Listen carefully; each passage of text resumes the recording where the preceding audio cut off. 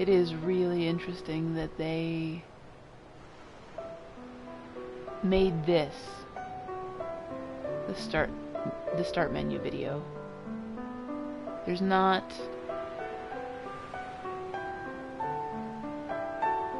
It's not the sort of thing that you normally see as a start menu video for an RPG.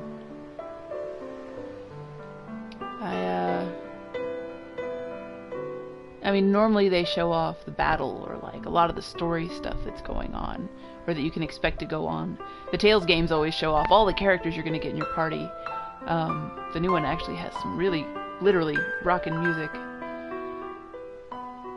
But this game just has everyone sitting around a fire depressed. I could seriously listen to that all day, though. I guess I will consider myself to already have started this episode. I was planning to wait to get started and then start the episode when something interesting happened, but then I started talking. So, hello Twitch viewer.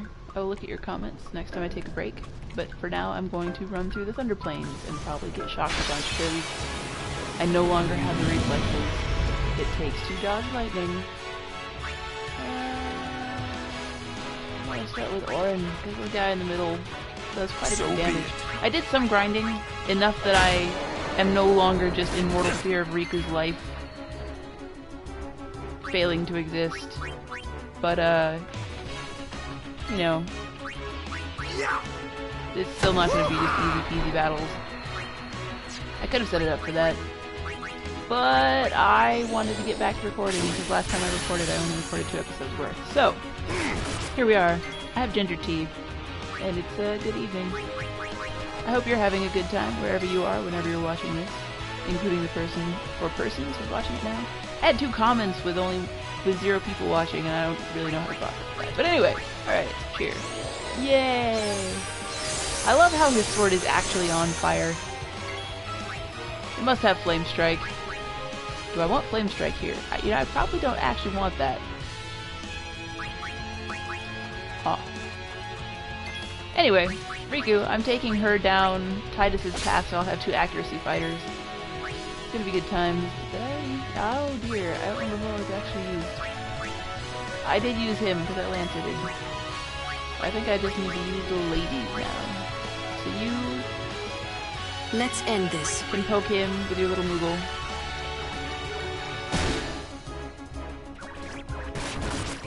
Oh, Riku. I love the fact that she's afraid of thunder and they actually used their voice battle doesn't show that off. But that is not damaging magic. This particular battle doesn't show that off, but if you're facing off against lightning elementals, she will be like, oh god, I hope this ends soon. It's not the exact thing she says, but she's definitely not happy about having to fight things that will throw lightning magic at you. And she'll scream if she gets hit with it. Which is just this nice little touch that doesn't really... I feel like there was a treasure chest over here. Oh, I already got it. It doesn't really affect anything, but it's just kind of funny. Oh, it didn't hit her. I was hoping it would hit her so you could hear her scream. Oh! Oh, you can stop hitting people though. See, she can survive 1 hit, at least. But I think we'll pull her out. I actually try to avoid putting her... I try to avoid ending the battle with her in the party, so that sort of thing doesn't happen. Whittle down the number of enemies I have to face off first, and then pull Riku out so there's less chance of her just getting owned. That's no... It's not like Yuna's gonna hurt anything, but I also don't really want her to sit there whacking things.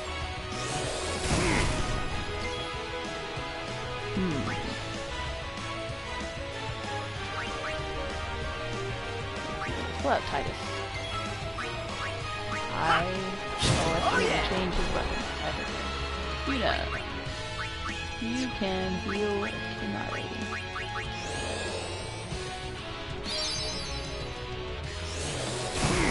I can't remember if the Thunder Plains has much significance in Final Fantasy X, other than being a really interesting area. There is an Albed, one of those Albed shops in the middle of it, which I believe has cutscenes connected to it, but I don't... This is great. Let's do this. I don't remember if anything... because as I mentioned before, well,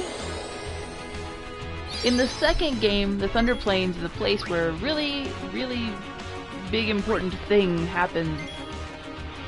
But that could really have happened almost anywhere. I don't know.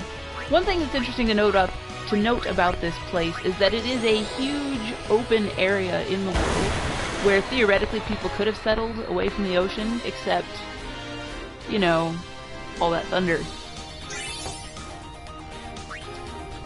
And you kind of have to wonder what causes just a giant thunderstorm to cover such a huge area. That's going to happen a lot.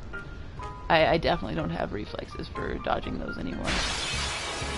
But what sort of thing causes that? Are there any places like that in the real world? I want to say...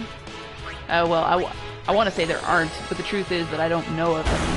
There's a lot of things in the world that I simply don't know anything about, so it's not unthinkable that it could exist and I just wouldn't know. Water. That's probably gonna kill it. I did not kill it. Well, that's okay, because I want everyone to get...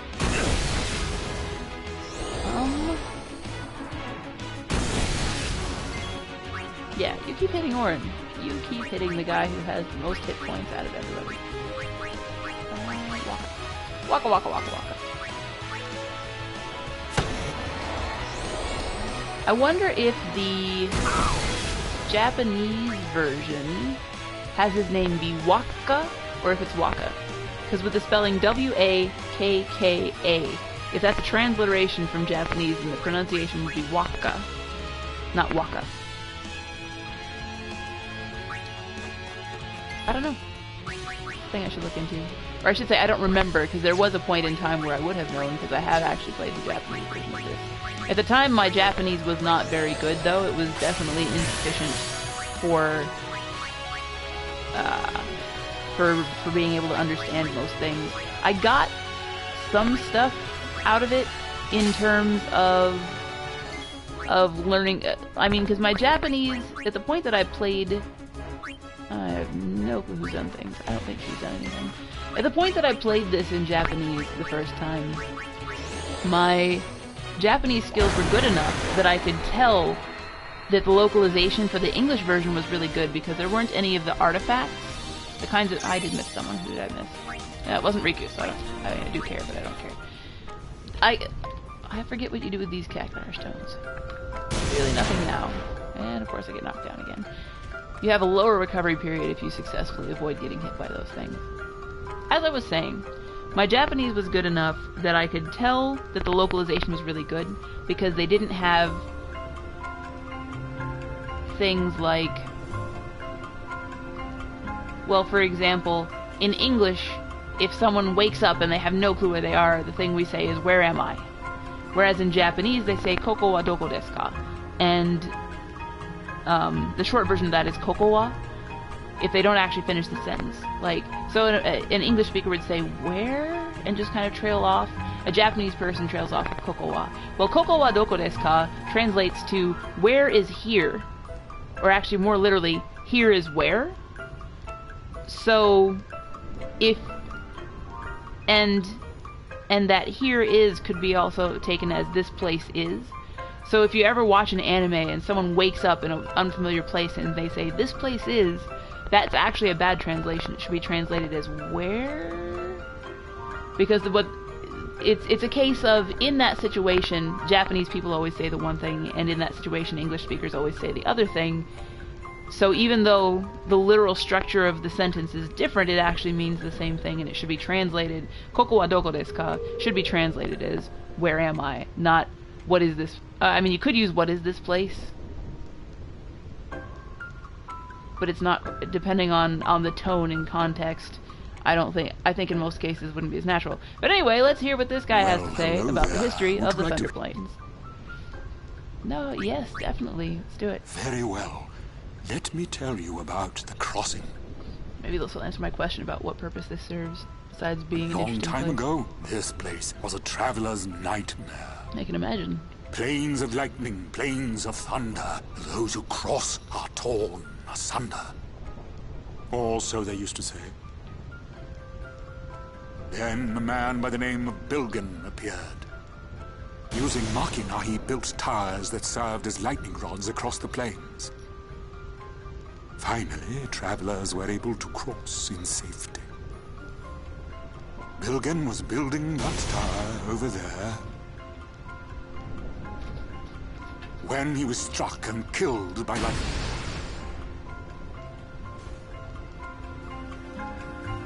There are a couple of interesting things in what he did. Oh, that little rhyming two-line stanza he said. The fact that it is rhymey like a poem indicates that, I mean, people remember things better if they're in nice poetic form like that, especially with the rhyme, especially in English. That makes it easy to remember, and it makes it easy to teach to children. So apparently at one point this place was dangerous enough that they had oral lore about avoiding coming here at all.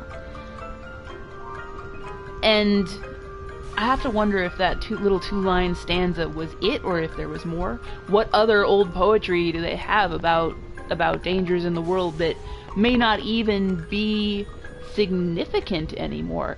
How much has the world changed since sin first appeared 1,000 years ago, right? How old is that poem? Does it predate sin? I'm kind of getting into the second thing about what he said here that I find interesting, because he mentioned that these towers were built using Machina by whatever that dude's name was. I don't think his name ever comes up again in the game. But so he mentions that Machina were used to build it. Was this done after sin first appeared, or before sin first appeared? How much of these roads predate sin, and how many of them simply don't?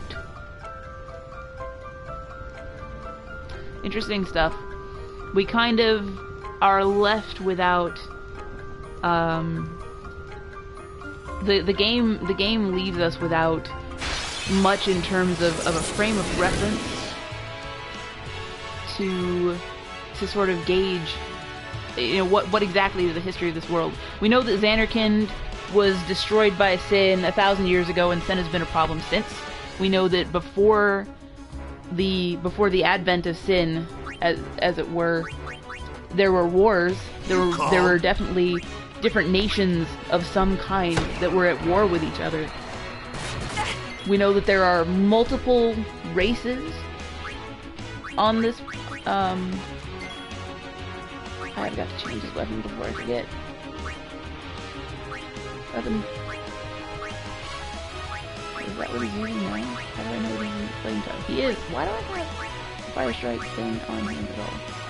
Ooh. Oh, the Brotherhood got its upgrade. Oh, the Brotherhood. It must have gotten upgraded at the far plane when you got to see Chappu. Why does it give you no? I guess it does kind of give you an indication that happened. Because you've got when Waka is talking to Chappu, what's his face here? Titus does bring out the sword and looks at it. Oh, well, anyway, Water Strike is more appropriate for the Thunder Plains anyway. Not that it's going to do much to this guy, but he's got the plus strength on it and stuff too. Kimari, you should heal yourself. Anyway, back to what I was saying. The history of Spira is a little bit nebulous. We know that 1,000 years ago, the Xanarkand that Titus knows was destroyed by sin. We know that before that, there was wars going on, which means there must have been multiple factions, maybe, multiple nations of some kind that were at odds with one another. We know that since then, only church-approved Machina has been allowed to flourish, except that there are still people who unearth the old Machina and sort of keep that up, the Albed, right? We don't know much else. We do also know that we don't know that the population has declined. We know that people have spread out, thinned out, because having too many people. I'm forgetting someone. Here we go. We know that too many people in one place draws sin in, but we don't know. We don't have. I mean, because Xanarkand seemed like a pretty big, booming sort of place from what Tidus remembers. So it seemed, and they didn't have a huge number of player models. Well, I mean, it kind of did when they were at the very beginning when his fans were all gathered around. You really get the impression that Xanarkand had a lot of people in it back in the day, but now, I mean, the biggest crowd of people we've seen has been in Luca for the Blitzball game, when everyone came specifically for, oh my gosh, I'm letting the health get too low, oh my gosh. Oh me, oh my. Oh dear. But anyway, Luca is the biggest gathering of people that we've seen, and it was just crowded with Crusaders who were there to protect it in case Sin came along. Which kind of implies that Sin has attacked Blitzball tournaments before. Or at least that seems like a reasonable assumption to make. I don't want you stoning anyone. So the question is, or the question that I'm leading up to anyway, is has the population of Spira declined since the days when Xanarkand was a big thriving city? Or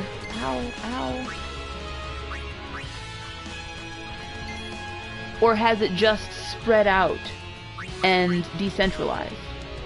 Although I would think that if there were wars going on before the destruction of Xanarkand, that they would have had other problems as well, and that the population might not have been at its height, let's say.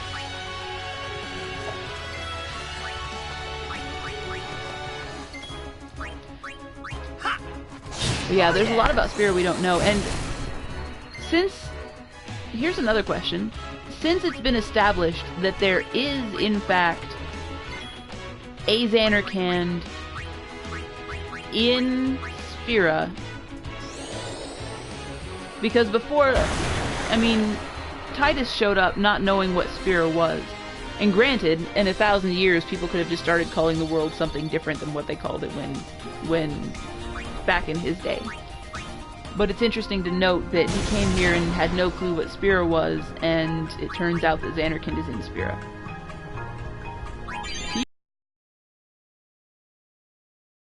Heal all people. Okay. Button mashing over here. Let's go. Hey, it's a little priest lady. She's not a major character. She's definitely a minor character. This acolyte, I think she is actually. Oh, please don't. Good. Okay. I have two people, so I'm actually going to have Orin try to attack this guy, and he will probably miss, but that's okay. Anyway, this little acolyte is one of a few people that we see often along the path of this pilgrimage, but she's the only one who, after the point where we first meet her, is just always along the road. The other ones we come across here and there, like the Crusaders we had going along the path with us for a while, but now that's no longer the case because they are busy, basically. They're not busy, because they were busy, and then they did Operation Mihen, and it went really badly, and now they're taking a break, basically, recovering from their loss, trying to re-find their faith and all that. Pretty sure I'd used mine. Yeah, let's attack with Riku and see how much damage she does.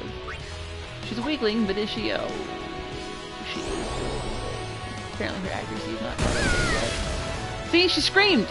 Did you hear that? I was talking. But yeah, she screams anytime she gets hit with thunder. And that's not just in the thunder plane. She'll do it later as well. It's just, this is the place where you find out she's afraid of thunder. And then it just, anytime she gets hit with thunder magic, she screams. I love it. It's just this, it's this nice little touch. A good way for them to continue using the battle time voice system that they had set up, and which otherwise doesn't see a whole lot of use outside of tutorials. Water us. Boom. Splash. Doom.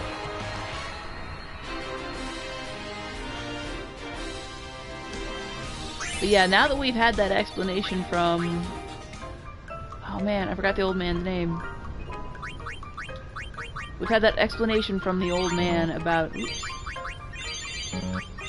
a little bit about the history of the Thunder Plains, but I still can't remember if this area is significant for anything other than flavor. I wish I could remember. Oh, Riku can be moved a couple spaces. Since she is... Oh, what are you doing? Since she is... Let's see. Wait.